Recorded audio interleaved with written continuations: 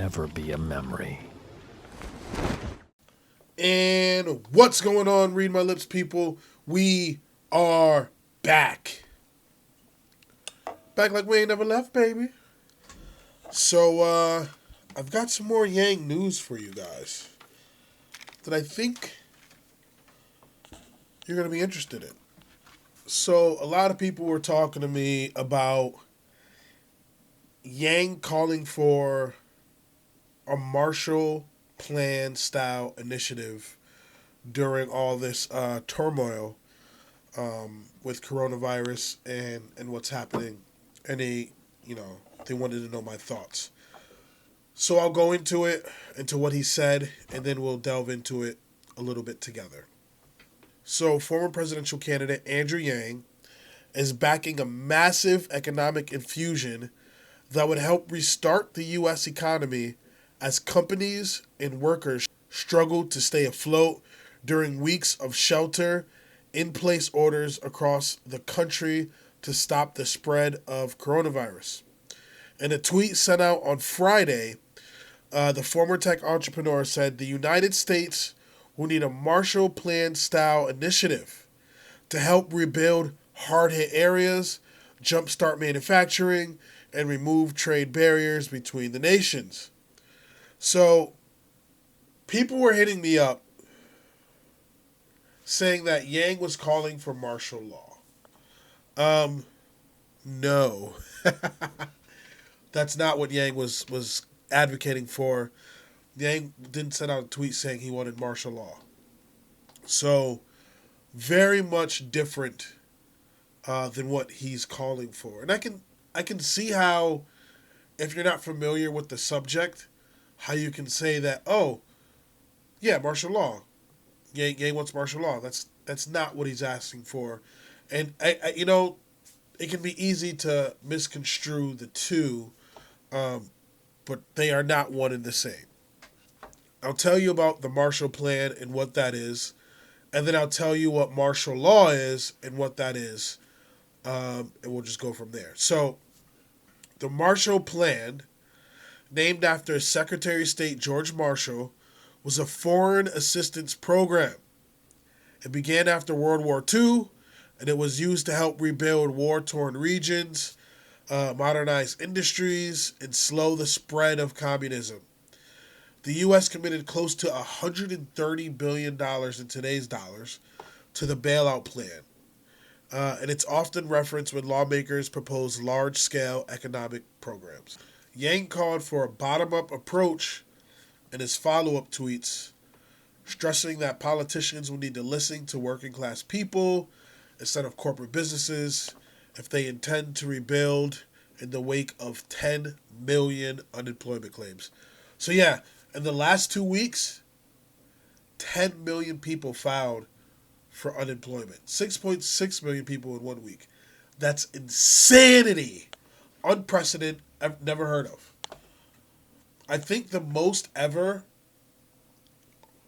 in 1 week was 700,000. This last one was 6.6 million. That is insanity. Now, what is martial law? That's something completely different from what Yang's calling on. So martial law is the law applied in occupied territory by the military authority of the occupying power. It is the law administered by military forces that is invoked by government in an emergency when the civilian law enforcement agencies are unable to maintain public orders and safety. So again, because of the situation we're in, I can see why some people thought Yang's talking about martial law because, oh my God. She was like, oh my God, no, Kevin. Oh no. Oh no. Oh no. I can't believe this. Our government can't handle this. That was my Kevin Hart. Our government can't handle this. Yang's talking about martial law. That is not the case. He meant something completely different. So, yeah, if you're one of the people that was getting this misconstrued, there you have it. Martial law and what Yang is talking or advocating for, completely two different subjects. And now you know. Now you know something. So, the main topic of our story, Yang was doing an interview, and he was sharing his thoughts on how he feels. I believe he's talking to Lisa Ling. She's on CNN as well. And he shared with her his thoughts on Asian Americans being attacked, both verbally and physically, through this pandemic. So I'm actually going to play that clip that he had with Lisa. And then I have a story to tell you when we come back. Yeah, Andrew, I mean, I sent a couple of text messages or a couple of messages that I've received over social media that have just been just ugly and vicious and threatening. And I'm sort of used to receiving all kinds of responses to things that I say because I've been doing this for a long time. But for people who have never experienced before, it's absolutely terrifying. And as I said, I'm lucky that I was only assaulted online. So many people have been victimized. And look, this is not something that Andrew or I want to be talking about right now. We are all so stressed out. This is such an unprecedented thing that is happening, but we would be remiss if we didn't try and take the time to talk about it because, according to Representative Judy Chu here in California, uh, about 100 assaults on Asians are being reported every day. Now, Andrew, I think you would probably agree that China should bear some responsibility for trying to cover up the crisis. And there are suspicions that they have intentionally misreported the death toll there. And it still breaks my heart to think about that Wuhan physician who was jailed when he tried to sound the alarm about what he believed was a new and deadly virus. So, how should we be thinking about China right now? I think it's important to distinguish between the Chinese government and the Chinese people. But certainly, the Chinese government bears a lot of responsibility for the fact that it covered up the seriousness of the crisis early on. It was not sharing data with the rest of the world that could have helped not just us, but other countries prepare for this pandemic. And the seeds of this crisis certainly um, can be laid at the feet of the Chinese government. But then there's the Chinese people who suffered some of the same things that we're suffering. And then there are obviously Asian Americans who are this whole other set of people where Who aren't even we were Chinese? a world away while some of these decisions were being made by Chinese government officials. So the Chinese government certainly deserves some culpability. And if you're a human being who's trapped in your home right now, it's not, uh, it wouldn't be strange at all to feel a degree of hostility and anger towards Chinese government officials who might have made this crisis worse in its early days. So I understand that impulse very much.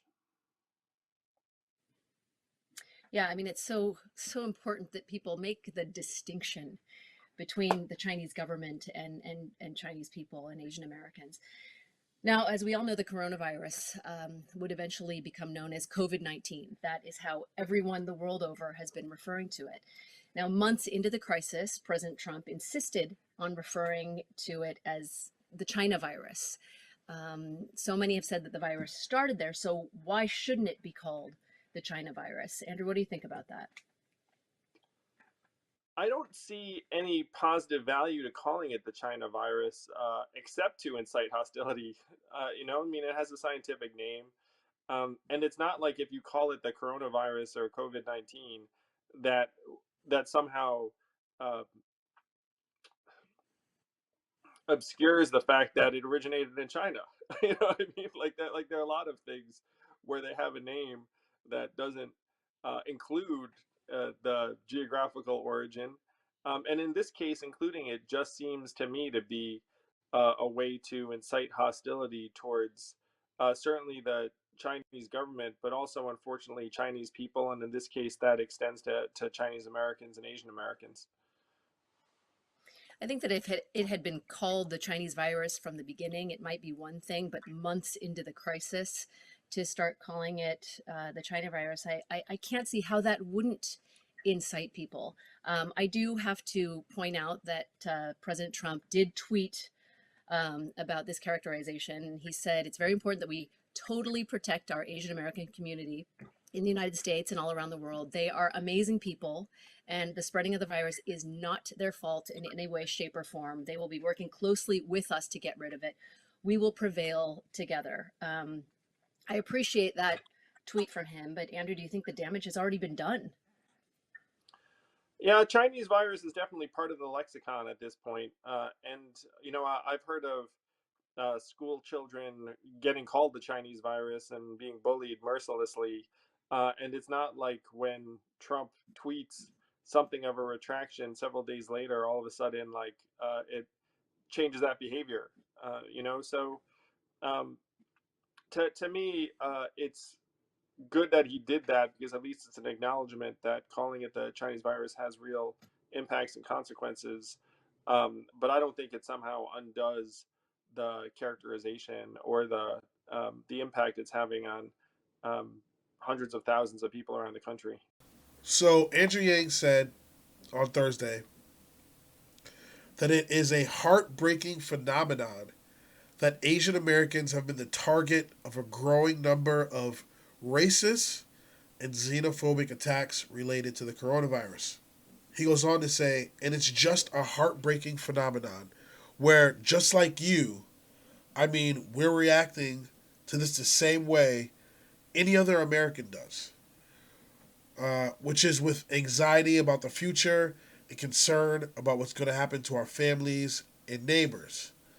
But then it's compounded by the fact, that there's a massive increase in hostility and animosity towards Chinese Americans, Asian Americans, because so many Americans associate the virus with China. President Donald Trump said last week that the spread of coronavirus in the U.S. is not the fault of Asian Americans, and that it is important to protect the Asian American community in the U.S. Obviously, this came after he was calling it the Chinese virus, and after on social media, which isn't true, but people were accusing him of calling it the Kung flu. So look, in the very early stages of this virus, the very early stages, I was still working. They had furloughed my staff, and I was the only one coming into work. I think this went on for like two, maybe 3 days. I was the only one coming into work. At first, we were allowed to have people in, and then they canceled that. And then after that, I was going in, pretty much just babysitting the store and doing stock and stuff like that. Well, it has been at least two weeks at the least that's ended. That I haven't even been able to go into work. The stores have been closed. Well, one of those days where, in the very early stages where I was still working, I'd stopped at the gas station. And there was a young lady there.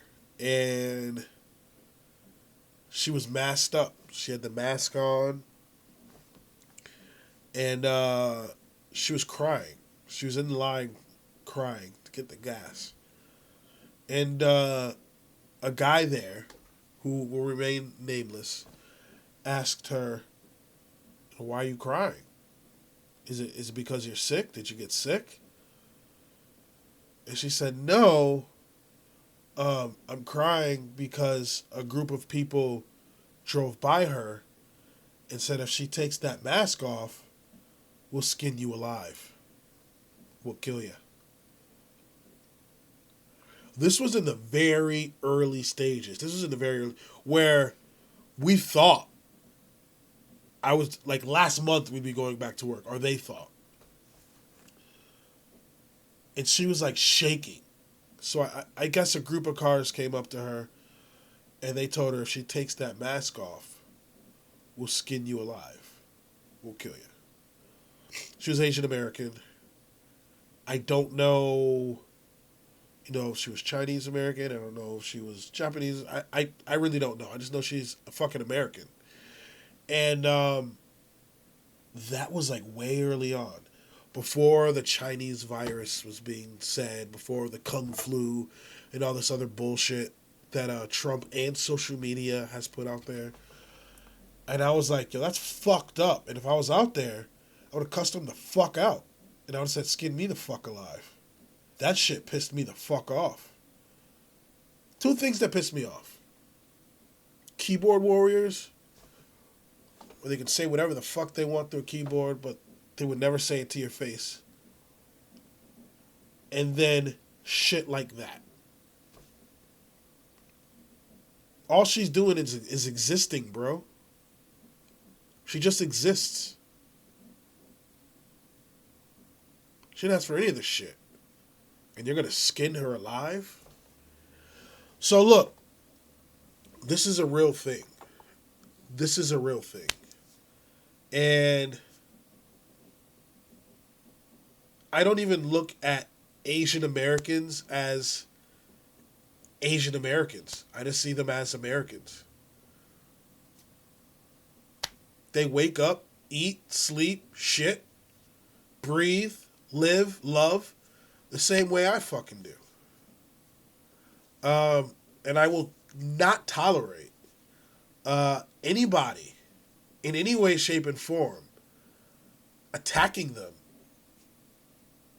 You can take that ignorant shit somewhere else. ASAP. So this really bothers me. This grinds my gears. Because all you need is two brain cells to rub together to see that Asians don't have anything to do with this situation. The Asians over here in America, if you want to give Wuhan, if you want to direct your anger towards Wuhan, by all means, go right ahead. Direct your anger towards Wuhan if that's going to make you feel better. It is no secret that China kept it under wraps for as long as possible before we got the information we needed over here to act on it. That is just 100% true. And even then, once we got the information, we were still slow to act on it ourselves. That is also true. So you can place the blame on a lot of people. What you will not do is place the blame on Asian Americans in the United States just minding their own goddamn business. You won't do it. Not on my watch. Not in front of my face. Not in my vicinity. Are you going to have to skin me alive too? I guess you're going to have a lot of fucking skinning to do. Hope you carry a big blade. Because that is just fucking ridiculous. And when that happened, it really didn't click. Like I was frustrated at the situation. But at the time, I really did not think of the broader ramifications this was gonna happen, because at the time we didn't understand how big this thing was gonna get, and I knew it was big, but I didn't know how big it was gonna get, and people at the time were underplaying it 30 times more than I was underplaying it. There were people that was calling it just the flu. You're wrong. Everybody that was calling it just the flu, you're wrong. Everybody that I tried to correct on social media saying it's not just the flu, you're wrong. And that didn't want to hear it. The people that says this is my page and I'm allowed to spread misinformation, you're fucking wrong. We're way, they're saying 200,000 deaths will be a win. So if the flu virus kills about 60,000 people a year, and COVID-19 is going to kill at least 200,000 people, that's a win. They're not the fucking same. And if you did even an iota of research, you know they weren't the same. Let me not get too far off track. But, yeah, this racist shit has got to stop. It's not going to make it go away. It's not going to make whatever's happening this pandemic go away. Taking it out on hasn't that been what society has tried to do since the beginning? Blaming your problems on people that have nothing to do with your problems. They've done it with immigrants. They've done it with black and brown people. They've done it with Asian Americans. They've done it with the Jewish people. They've done it with fucking everybody. Oh, there's this problem right now. Blame it on that group of people, even though they have nothing to do with the situation. It'll make you feel better. So, yeah. Agree with everything Yang said.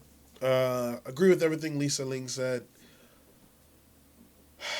This shit has got to stop. And so what I'm asking for you to do is, if you see this, whether it's on social media, whether it's in person, even though at this point we should be staying at home, there should be a lot of social distancing going on. But whether you see it on social media, whether you see it at home, call it out and stop it. Call it out and stop it. People are ignorant as fuck. There's a guy that works at Big Lots. I'm gonna tell you the story, then I'm gonna sign out. There's a guy that works at Big Lots, and if you're not familiar with what Big Lots is, it's like a grocery store. It's like an improved Dollar General. It's like a better Dollar Tree. I think that makes sense. But I mean, they carry furniture and shit, as well as clothing, as well as you name it, food. So the guy, there's this guy that works at Big Lots. He's a skinny older guy. He's got to be in his low 60s. So he was shopping with his wife. This was in the early stages. I was still working. He was shopping with his wife. And obviously there's been a shortage of toilet paper because people are nuts. And he had just one thing of toilet paper. You know how you buy a thing of Bounty or whatever the fuck toilet paper you use, and Bounty's probably paper towels. They probably don't have, I don't know if they have Bounty toilet paper, but you get my drift. And it comes with, 4 or 5 rolls in one thing. I don't know. It wouldn't come with 5. It'd probably be 6. I think they'd keep the numbers even. And so he had it in his cart. And he was walking with his wife, and a guy came up to him. And just for clarification, none of these people are Asian American. This is just older, skinny, white guy in his 60s with his wife, pushing a cart. He had a thing of toilet paper in the cart. A guy randomly comes up to him and takes it out of his cart and just gives him a look. This is in the early stages. And he just gives him a mean mug and tries to take this 60-year-old man's toilet paper. Now, thankfully, other people were around, saw it, and spoke up. And the guy put it back in the cart. And people were reacting that way in the early stages. So I have no doubt that at this point in time, people are really out of their minds during this pandemic. So be safe, both physically and mentally. Leave Asian Americans the fuck alone. And, yeah, martial law and what Yang was asking for, 2 different things. So I just wanted to bring you that news. If you, have any questions, please leave them in the comments section below. And if you haven't already, add me on Twitter at TheRealBCereus. I'm sure it's up there somewhere. Also, you can add me on IG. It's also TheRealBCereus. Trying to get my Twitter count up, guys. What's going on? I'm trying to get my Instagram count up. Let's do this. Yang Gang family. I thought we family, baby. So if you like what you see, if you like what you hear, please like, comment, subscribe. I'd really appreciate it. If you don't, just let me know in the comment section why. I'm always down to talk about it. I have a Cash App, a PayPal, and a Venmo link in the description below. Please feel free to donate to the channel. Every little bit helps, especially at this point in time. Hopefully I'll be talking to you guys soon. Have a good one. Peace.